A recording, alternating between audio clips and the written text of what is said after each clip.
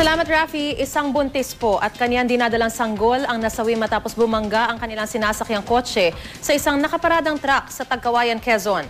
Biyaheng Albaysana ang naaksidenteng sasakyan para roon magundas. Balitang hatid ni Trisha Zafra.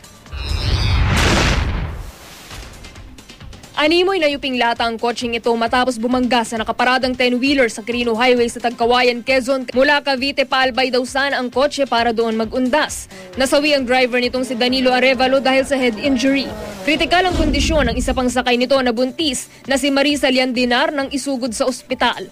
Napahawak na lamang ang kanyang mister sa sinapupunan ng agaw buhay na misis. Pero binawian din ang buhay si Marisa at ang dinadalang sanggol. 4 pa ang sugatan. Kwento ng ilang saksi, mabilis ang takbo ng kotse habang papalapit sa intersection. May iniwasan daw ito kaya sumalpok sa truck. Halos kada buwan daw may aksidente sa lugar dahil wala raw warning sign na may crossing. Sa EDSA Muñoz, Quezon City, nabundol ng isang Admiral bus ang tumawid na tindero ng Pakuan. Ang sabi nung nakausap ko, sabi, doon pa lang daw mabilis daw talagang takbo . Siguro isa sa mga pasahero to na nagkukwento.